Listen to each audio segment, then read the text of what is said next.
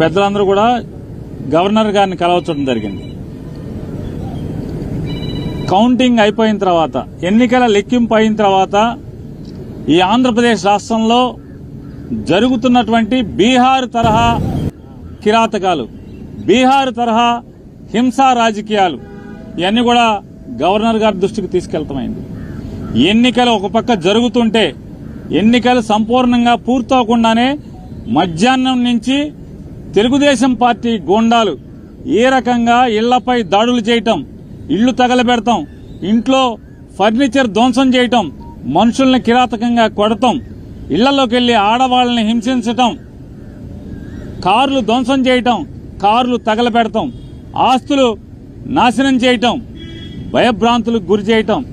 అంటే తెలుగుదేశం పార్టీ అధికారంలోకి వస్తే ఎర్ర పుస్తకంలో, అంటే ఎర్ర పుస్తకంలో ఏం రాసుకున్నారా అంటే మేము హింస కోసమే, ఈ కక్ష తీర్చుకోవడం కోసమే, మాకు వ్యతిరేకంగా వైఎస్ఆర్ కాంగ్రెస్ పార్టీ ఎవరు జెండా పట్టుకుంటే వాళ్లనల్లా కిరాతకంగా హింసిస్తాం, వాళ్ళ ఆస్తులు ధ్వంసం చేస్తామనేటువంటి దానికోసమే అధికారంలోకి వచ్చినట్టుగా ఇవాళ వాళ్ళు ప్రవర్తిస్తున్నారు. ఇవన్నీ గవర్నర్ గారికి చెప్పినప్పుడు ఆయన ఆశ్చర్యపోయారు. ఏంటి ఇంత కిరాతకంగా జరుగుతుంటే పోలీసు పట్టించుకోవట్లేదా అని చెప్పినారు. వాస్తవం సార్, ఇది ఒక్క ఎఫ్ఐఆర్ కూడా నమోదు కావట్లేదు. వెళ్లి పోలీస్ కంప్లైంట్ ఇచ్చినా, ఫోటోలతో వీడియోలతో ఇచ్చినా కూడా ఆ వీడియోలన్నీ కూడా గవర్నర్ గారికి ఇవ్వడం జరిగింది. ఇంకా ఎక్కడెక్కడైతే జరుగుతున్నాయో అన్నీ చెప్పడం జరిగింది.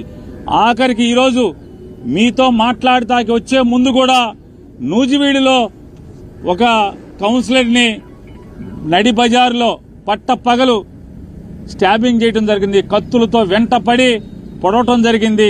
పోలీసు సాక్ష్యంగా, పోలీసులు ఆ పక్కన ఉన్నా కూడా పోలీసుల ముందే స్టాబింగ్ చేసిన, కత్తులతో పొడిచినా కూడా పోలీసులు ఆపిన పరిస్థితి లేదు. కనీసం కేసు పెట్టినటువంటి ఇంతవరకు కూడా దాఖలాలు కాలేదంటే గవర్నర్ గారు ఆశ్చర్యపోయి, ఖచ్చితంగా నేను డీజీపీని పిలిపిస్తాను, ఇవన్నీ కూడా గట్టిగా విచారణ చేస్తాను మీరు అంటే మేము ఆయనకి వీడియోలతో సహా ఇవ్వడం జరిగింది, ఫోటోలతో సహా ఇవ్వడం జరిగింది. అవన్నీ కూడా ఆశ్చర్యపోయి అన్ని కూడా మేము ఫోన్లో కూడా కొన్ని చూపించాం, వీడియోలు ఎలా ఉన్నాయో. ఇంకా మా దగ్గర చాలా వీడియోలు ఉన్నాయండి అని చెప్తే అవన్నీ కూడా మా సెక్రటరీ గారికి పంపించండి, నేను చూస్తాను, వెంటనే యాక్షన్ తీసుకుంటాను. పోలీసుని గెలుపోవటంలు అనేవి సహజంగా ఉంటాయి, కానీ ఈ రకంగా కిరాతకం, ఈ రకంగా హింసా ప్రవృత్తి, ఈ రకంగా విధ్వంస ధోరణి అనేది చేస్తే ఇంక ప్రభుత్వం ఎలా ఉన్నట్టా లేనట్టా, ఇది డెమోక్రసీ కదా అని చెప్పి ఆయన చెప్పడం జరిగింది. ఆయన కూడా సోదాహరణంగా వివరించాం. ఇంకా ఎక్కడెక్కడ సంఘటనలు జరుగుతున్నాయో, ఎక్కడెక్కడ అన్ని వీడియోల్ని, ఫోటోల్ని అన్ని ప్రతిదీ కూడా ఆయనకి పంపిస్తామని చెప్పాం. ఖచ్చితంగా పంపించండి, నేను యాక్షన్ తీసుకుంటాను, కంట్రోల్ చేస్తానని చెప్పని చెప్పారు.